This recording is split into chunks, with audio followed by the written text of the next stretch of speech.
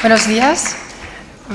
Vamos a hablar en castellano, que no es habitual en nuestra manera de hacer y de vivir, pero el respeto por las personas que estamos hoy aquí obliga. Entonces es una deferencia que es un esfuerzo muy importante para nosotras, pero está bien, es muy adecuado. Sentimos no conocer mejor el idioma, porque no es el idioma de nuestro trabajo, ni tampoco de nuestras vidas, pero pensamos que podemos hacernos entender y llegar a ser tan comunicativas como podamos en esta lengua. Nosotras lo que intentamos demostrar es ver cómo se aprende. La intención de esta ponencia es demostrar cómo se aprende a partir de unas regularidades que se producen en estos procesos de aprender y que es la regularidad en la que aprendemos las personas.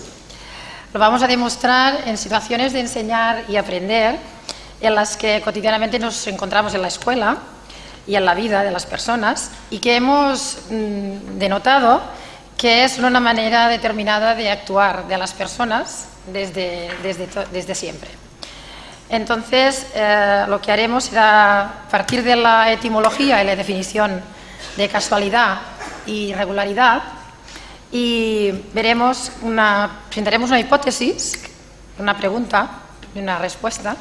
Intentaremos desarrollar esto durante toda la ponencia a partir de unas experiencias que suceden habitualmente en nuestra escuela y que son estas porque nos ha parecido que el tiempo era el que era y que la situación era la que era, que el contexto era adecuado. Que es una de las cosas importantes para sentirnos que aprendemos y que nos sentimos capaces en el aprender las situaciones contextualizadas en los determinados momentos. Al final, como no tenemos la oportunidad de traer toda la escuela, porque ni podéis venir todos a la escuela, hay un pequeño vídeo de 7 minutos como resumen de lo que a lo mejor no habrá quedado suficientemente visible o no habremos podido comunicar, seguro. Y nos parecía que quedaba un poco más claro. Por tanto, empezaremos hablando de la regularidad y de la casualidad, ¿no? Esta pregunta, ¿no? ¿Cómo aprendemos, regularidad o casualidad? Cuando hemos buscado las definiciones, hemos visto que, bueno, podemos pensar en la regularidad, por ejemplo, ¿no? En los mecanismos, pero también en las personas, ¿no? Desde su inicio. Y hay definiciones que parte de las definiciones son contradictorias, como ahora veremos. Pero si nos fijamos en la definición de casualidad, vemos que es la calidad de casual, ¿no? Que es un adjetivo que denomina aquello que sucede sin ser previsto o esperado o sin causa conocida. Pero ya si vamos al término regularidad, ya empezamos a ver, ¿no? Que etimológicamente tampoco hay una definición y una historia etimológica concreta, sino que se basa en varias evoluciones. Si miramos la palabra regularitate, vuelve a ser otra vez la calidad de regular. La regularidad es la característica de las personas y de las cosas regulares. Y entonces nos lleva a la palabra regular, que puede ser de regulare o de regularis. Entonces esto es muy importante porque para nosotros cuando terminemos la ponencia intentaremos ver en qué medida esta regularidad es la que se adecua a unas determinadas maneras de hacer para el aprender de las personas. Entonces, si miramos la etimología de regulare, es medir o realizar ajustes sobre una determinada cosa, establecer orden frente a una situación o cosa específica, o de regularis, aquello que se adapta y se somete a ciertas reglamentaciones. Entonces, hemos cogido esta otra definición de la palabra regularidad, que la define como la característica de las cosas que se consideran normales, que siguen unas normas generales y que tienen lugar y acaban sucediendo. Y esta parte última es la que no nos gusta, nada, ¿no? Es contradictoria en sí misma esta definición para nosotros, ¿no? Que es sin provocar ni cambios ni alteraciones, porque entonces nos viene esta imagen del reloj, ¿no? Las agujas del reloj, ponía, la definición como ejemplo, las agujas del reloj se mueven con regularidad y siempre de la misma manera.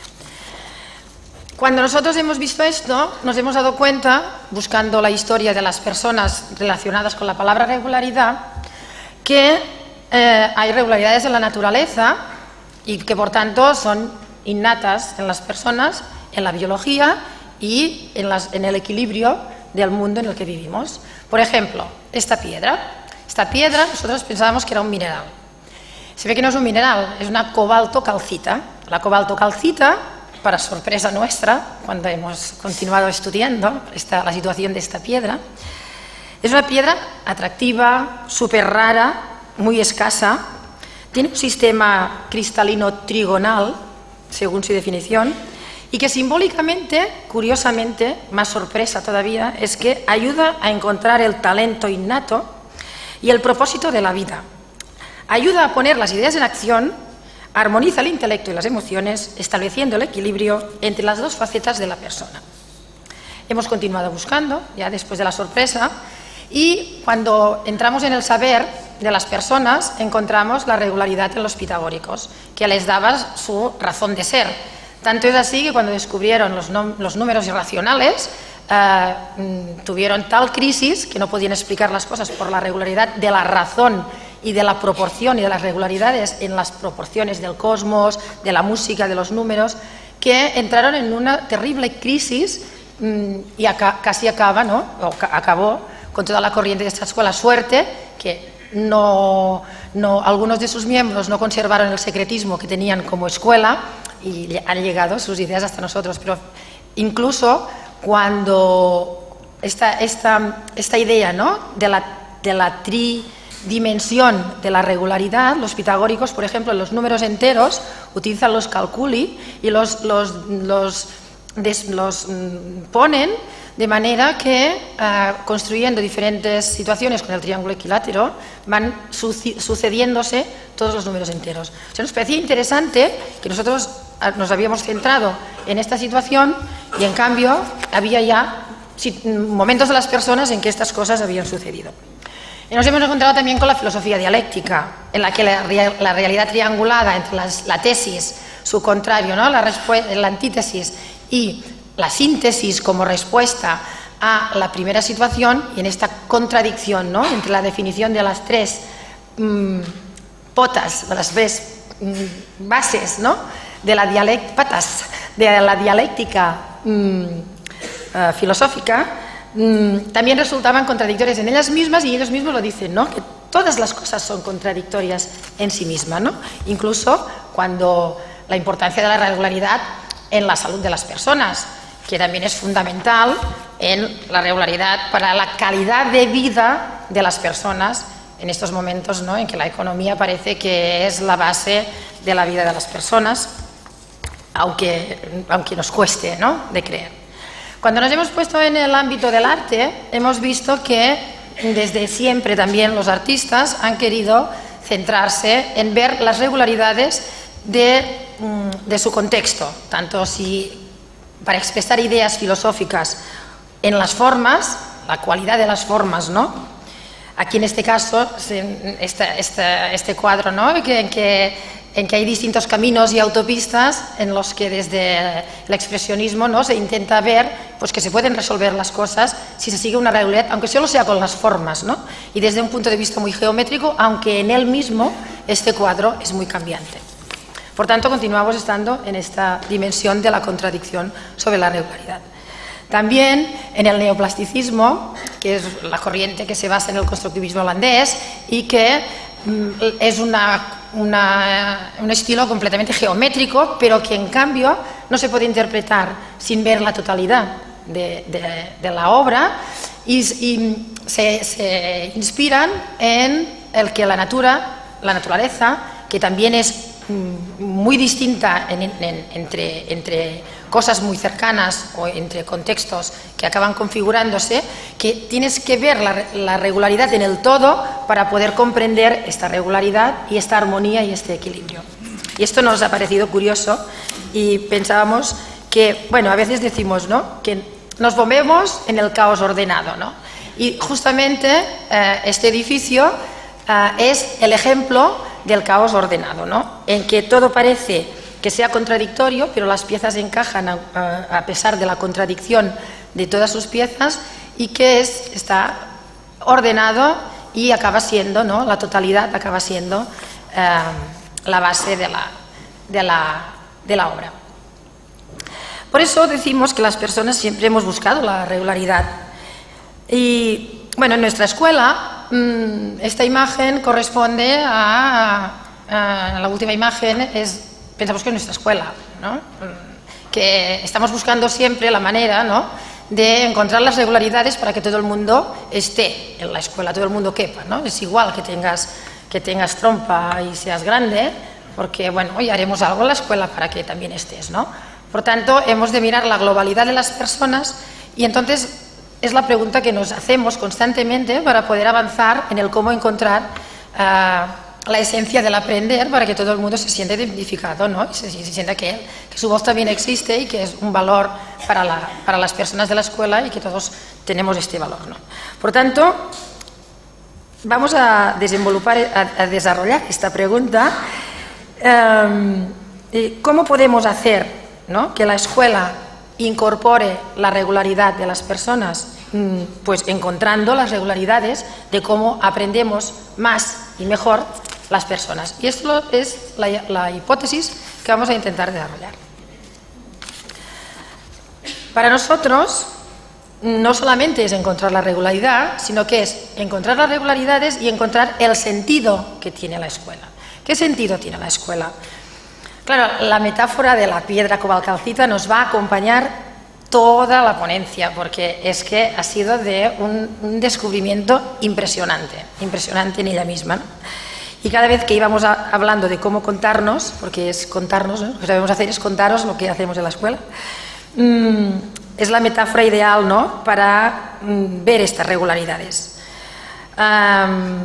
Desde siempre las personas, y esto en el grupo de la cultura matemática, desde siempre estamos dando vueltas a estas ideas que ahora vais a ver, ¿no?, en este patrón que intenta seguir estas regularidades, pues es un patrón. Por eso parece una contradicción, ¿no?, en sí mismo. ¿Cómo podemos tener un patrón establecido si vamos a valorar el cómo aprende cada uno y todos somos distintos, ¿no?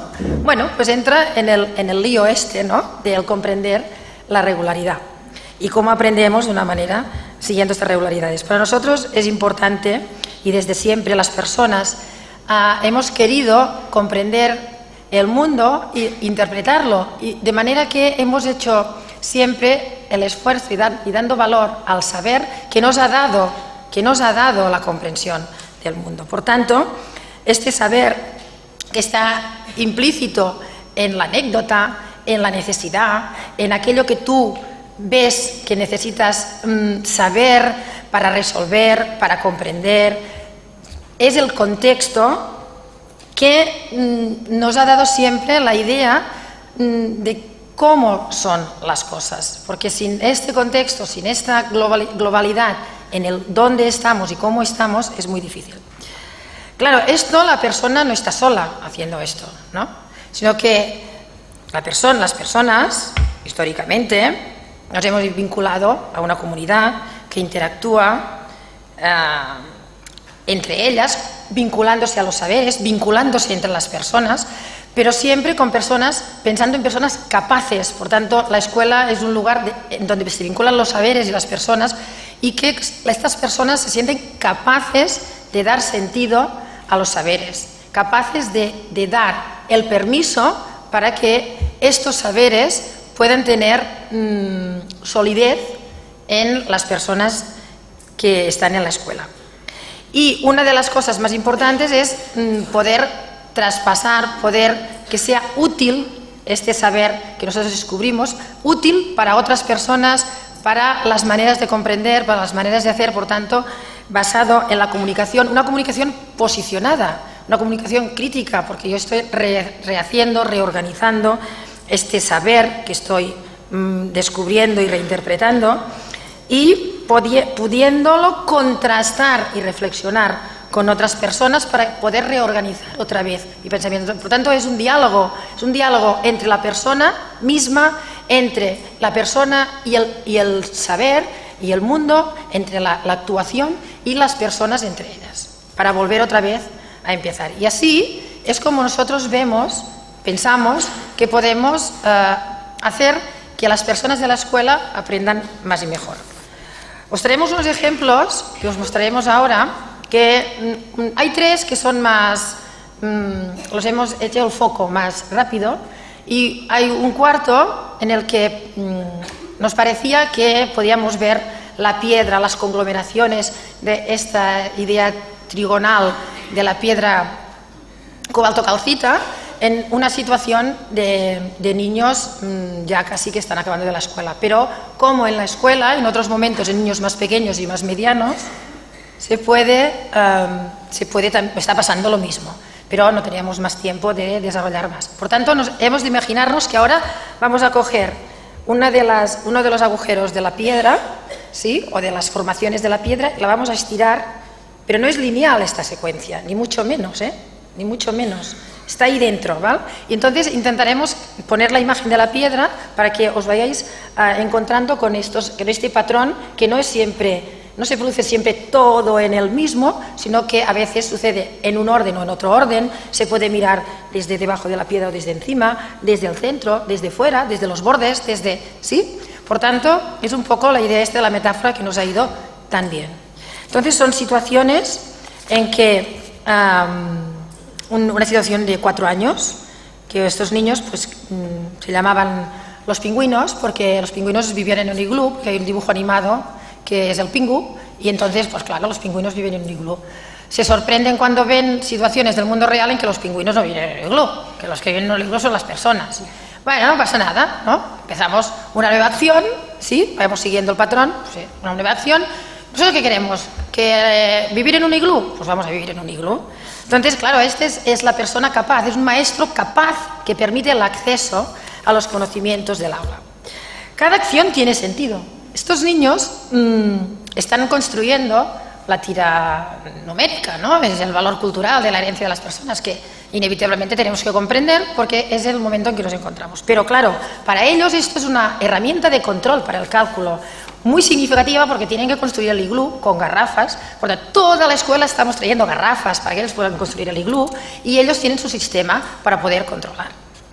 Por tanto, no solamente se encuentran con esta dificultad de controlar el cálculo de las garrafas, sino que, claro, tiene que venir el arquitecto al final, porque las garrafas, la bóveda del iglú se nos hunde. Bueno, pues ¿qué vamos a hacer? Pues no sabemos más, ¿no?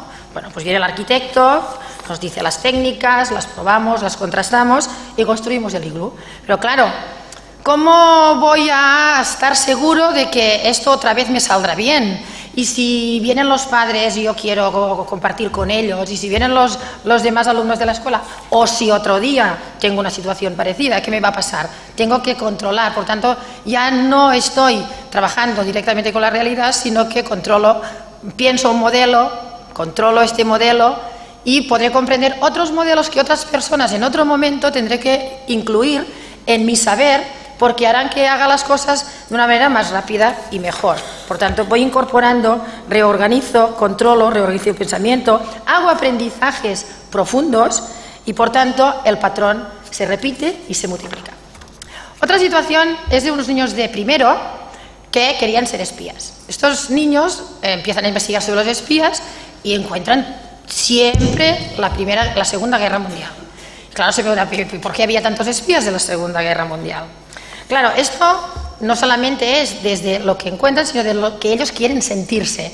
Por tanto, lo primero que hacen es sentirse espías, necesitan tener los recursos, porque si no, no pueden ser espías. Pues vamos a empezar, ¿no?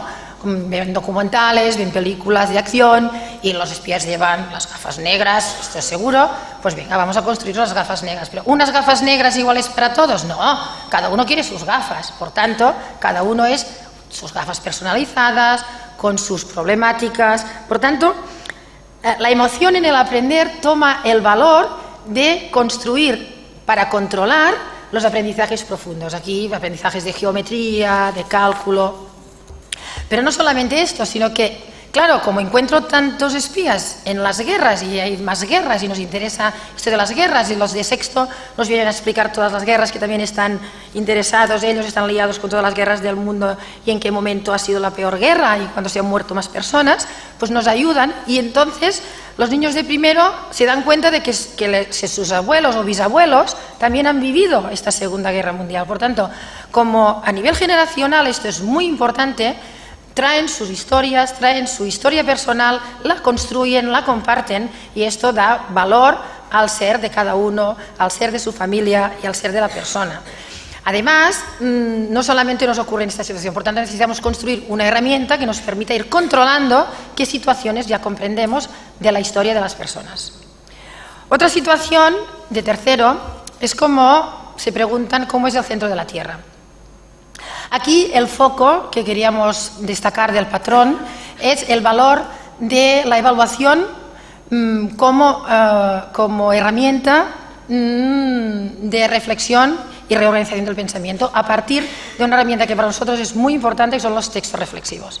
Son textos en los que no son textos lingüísticos, sino que son textos a partir de los cuales cada uno puede posicionarse y para contrastar con los demás y volver otra vez a su idea.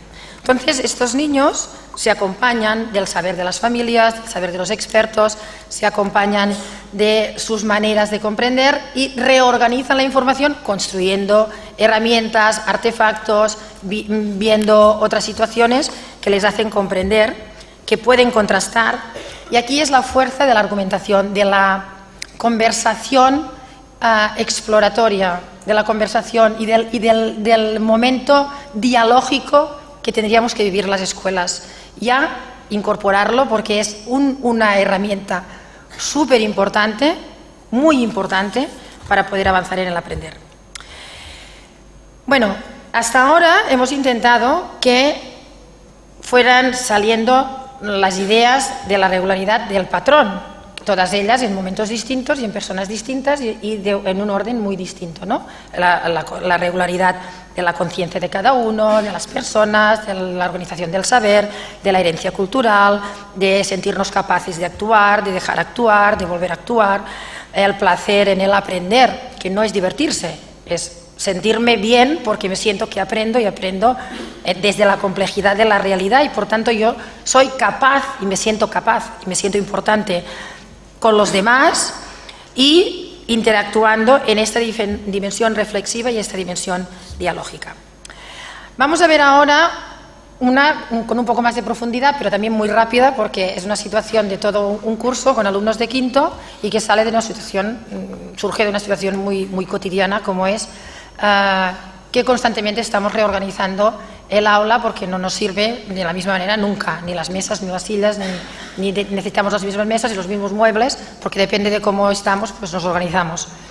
Entonces, hacemos mucho ruido y estamos en el primer piso y los inmediatamente de abajo, pues están ya, se ve que somos un grupo muy inquieto, un poco más inquieto de lo habitual, y entonces, pues las cosas las hacemos que se entera más gente. Y dicen, por favor, ya está bien, porque estamos leyendo, no se oye nada, estamos haciendo una conferencia, no se oye nada. Vale, ¿pero por qué? Pues sí que está mal construida esta escuela, pues está llena de grietas. Hombre, yo digo, es decir, estaríamos ya todos, ya se había derrumbado. No, no, seguro que no hay grietas, que sí que hay grietas, que no hay grietas. Bueno, pues vamos a ver qué pasa. Entonces, ¿por qué los del piso de abajo oyen el ruido de los muebles cuando los movemos si no hay ninguna grieta? Por tanto, esta es una acción que provoca nuevas acciones. Las personas van a empoderarse, ¿no?, de esta situación y van a hacerse capaces de ir haciendo estirar este muelle, esta forma, esta situación, ¿no?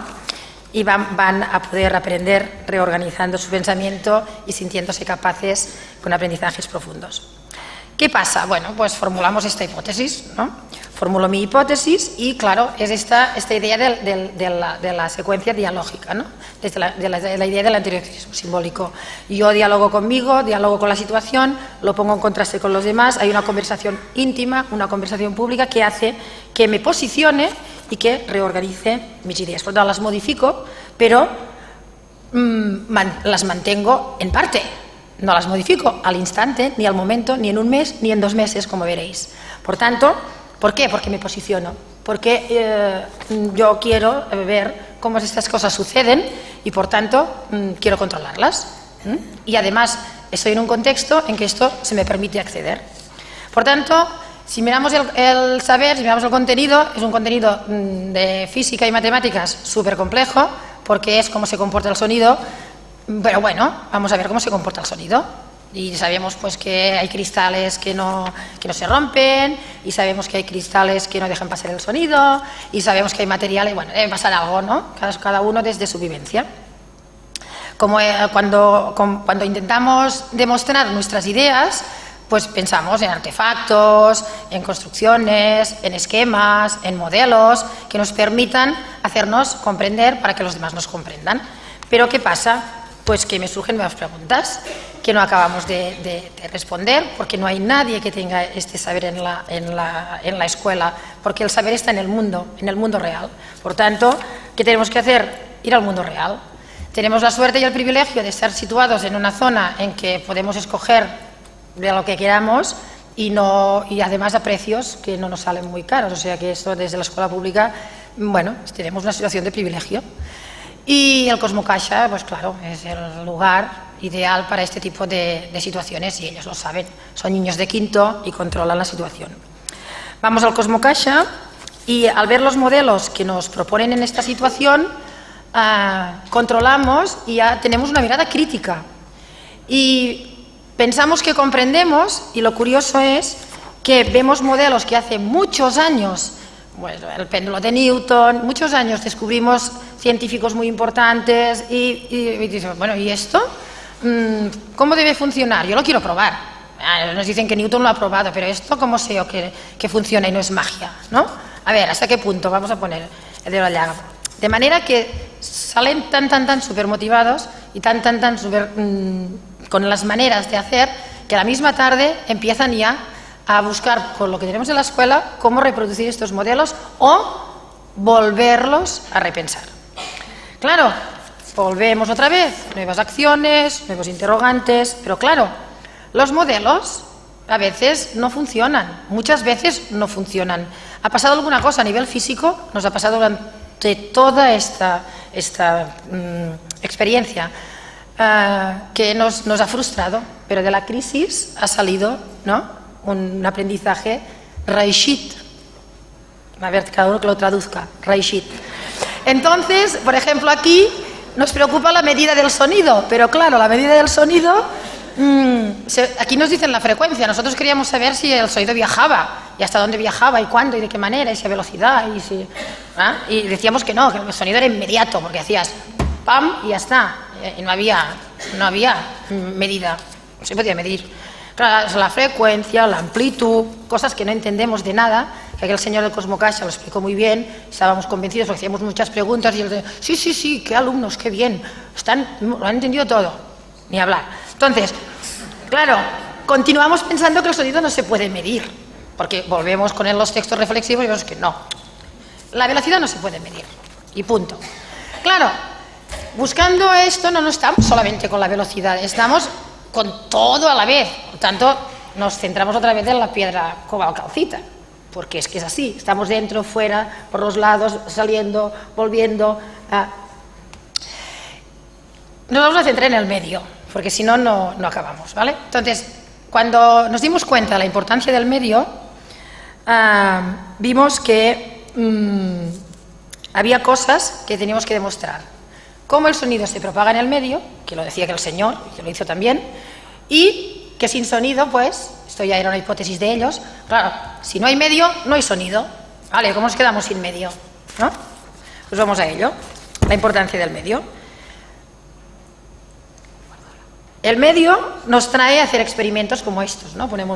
Yo chillo me pongo a gritar en un vaso, me pongo en un material, nos han dicho que los materiales, las moléculas se mueven, por tanto me pongo al otro lado de la columna, voy a oír, pero nada.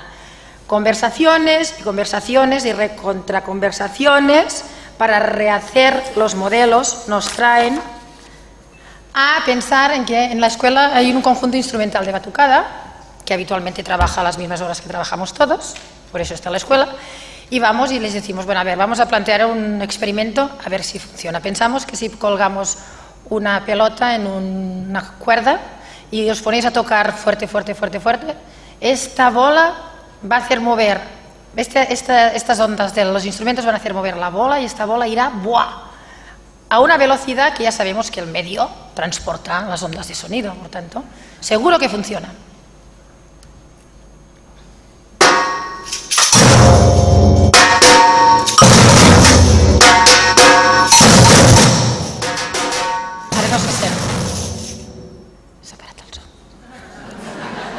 para todos.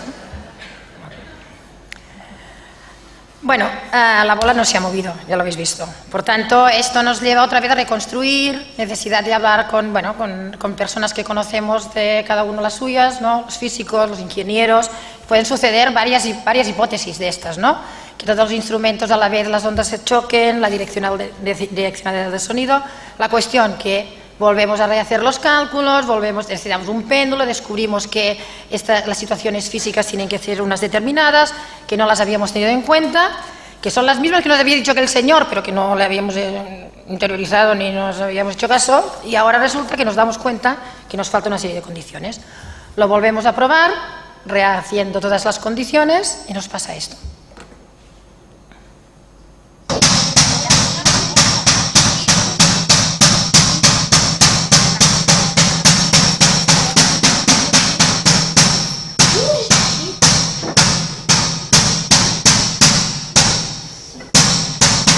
Hola! Ara sí! Ara! Molt bé, no? Espera, espera. Muy bien. Qué guay. No sé, me parece que era más guay para la profe, a veces. No, la verdad es que la sorpresa fue que funcionaba, no nos había funcionado nada, o sea que funcionó. Sentimos tanto éxito que nos vemos capaces ya de demostrar que no hay medio y no hay sonido. Entonces, bueno, la situación es la misma, rehacemos, ¿no? Nuevas acciones, nuevas ideas, nuevas conversaciones, nuevas reargumentaciones, nuevas maneras de presentar el contenido, la manera, quién lo ha encontrado antes. No sabíamos quién lo había encontrado antes en este momento, pero la investigación nos lleva a pensar en las investigaciones que hizo Otto von Guericke en 1740 y sus ideas son las mismas que las nuestras. Tenemos que hacer como una aspiradora pero al revés, pero claro, que no salga, entonces no vuelve a entrar el aire, de manera que lo conseguimos con un bote de espagueti para hacer el vacío, un tubo anillado de agua del lavabo y un motor de nevera viejo y un móvil con un aislante, que entonces sabemos que es la espuma, para que no haya en absoluto propagación en el medio. Y lo conseguimos. Por tanto, aquí el valor de la herencia cultural para darnos valor a nosotros es una fuerza espectacular. Y ya a partir de aquí lo mismo nos pasa con la velocidad, nos sentimos ya capaces de decir, no, pues no puede ser. Si nos han dicho que la velocidad se puede medir, la tenemos que medir. Entonces pasamos de la idea de la inmediatez a, otra vez, a partir de conversaciones, estudios, investigaciones, nos ponemos todos en diferentes grupos, en diferentes maneras y volvemos a encontrar el valor de las ideas de las personas y entonces sí que nos cuadra. No habíamos tenido en cuenta el espacio. No lo habíamos tenido en cuenta, ¿para qué? Si lo que importa es lo que oímos, no lo que vemos y dónde estamos. Por tanto, hacemos como Newton, ¿no? Que recoge las ideas de Galileo y las mejora. Entonces encontramos un espacio ideal en la escuela después de los cálculos, las mediciones y ver los fenómenos físicos que tienen que suceder como le sucedió a Galileo y que Newton mejoró. Por tanto, ya cualquier medio, no solamente el gas, sino también encontramos información de los demás medios. Tenemos la suerte que en Vilanova está el laboratorio de investigaciones bioacústicas y que Michel André nos recibe y nos aclara muchísimas cosas también a partir de la historia cultural de cómo se controla el medio, en concreto el medio marino. Y que, claro, hay otras condiciones, la temperatura, la altitud, la profundidad, o sea, situaciones físicas que descubrimos, comprendemos ahora las conversaciones que nos había hecho el chico del Cosmocaixa. Nos pasa lo mismo con el movimiento ondulatorio, que desde Aristóteles, pues bueno, sabemos que Aristóteles hizo esta hipótesis, pero no lo comprobó. No lo comprobó hasta Galileo. Galileo no cogió las ideas de Aristóteles. Por tanto, vamos a ver, porque por casualidad, pues Galileo lo comprobó. Vamos a hacer el experimento de Galileo, pero no encontramos las condiciones físicas completas en las informaciones que íbamos probando, hasta que lo hacemos como él y que lo hizo con un violín y pensamos que esta vez ya demostraremos el movimiento ondulatorio.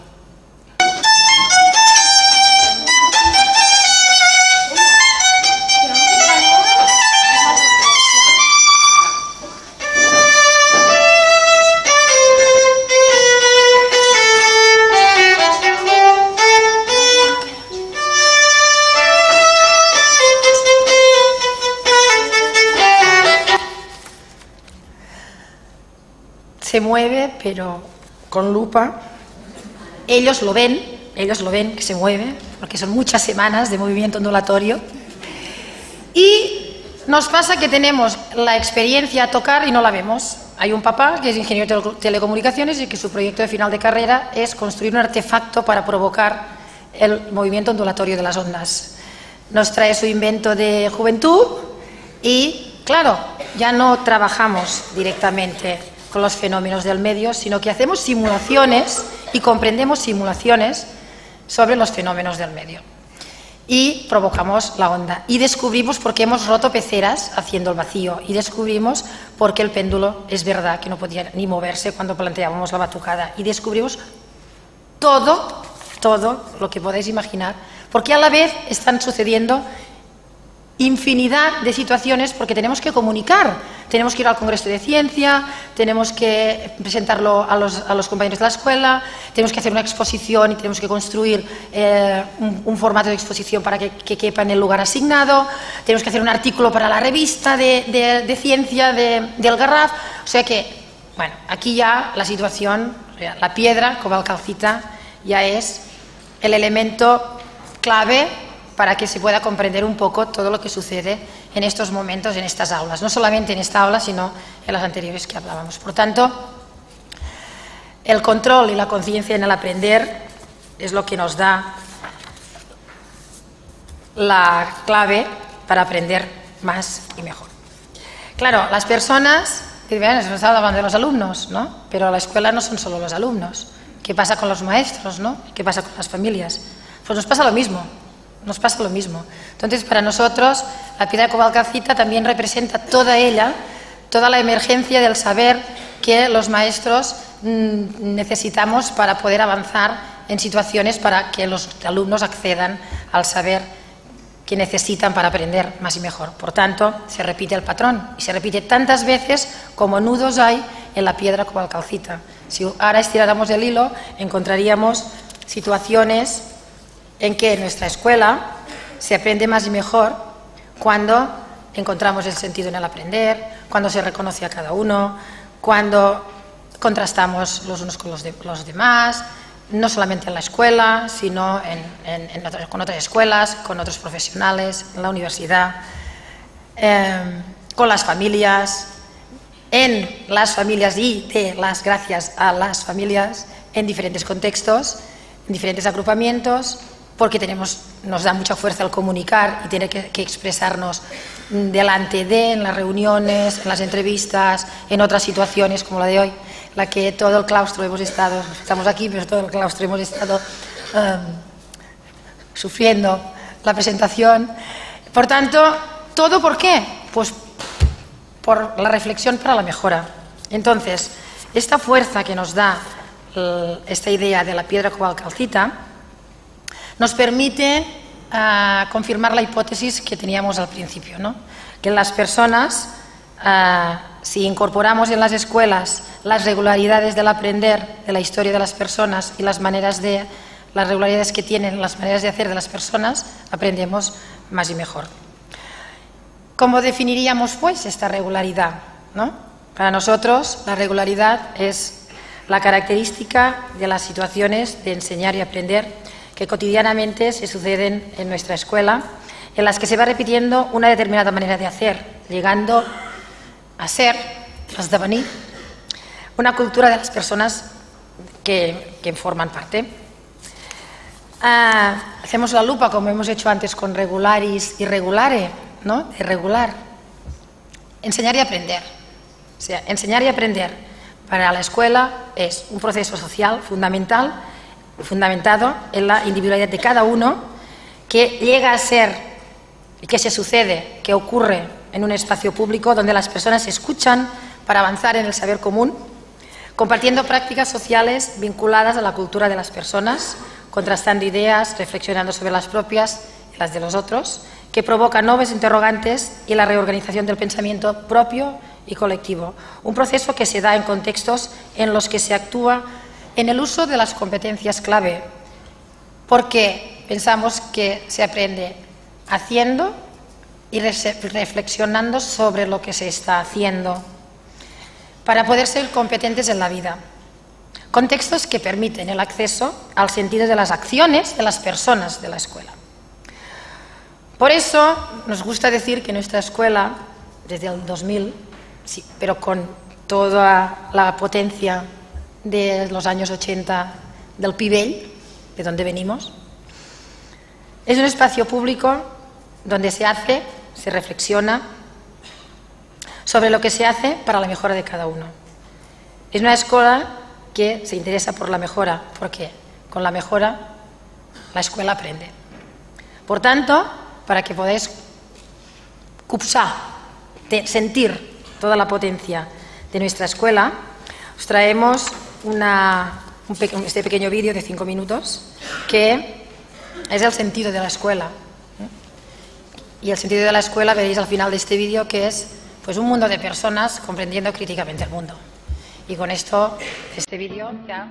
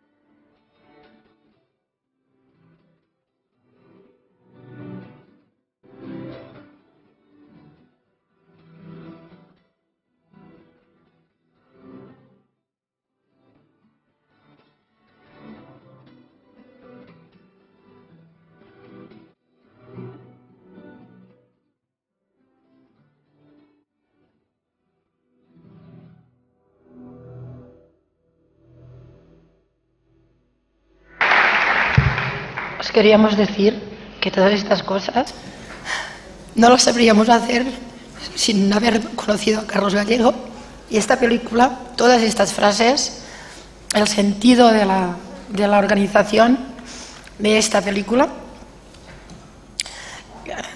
que la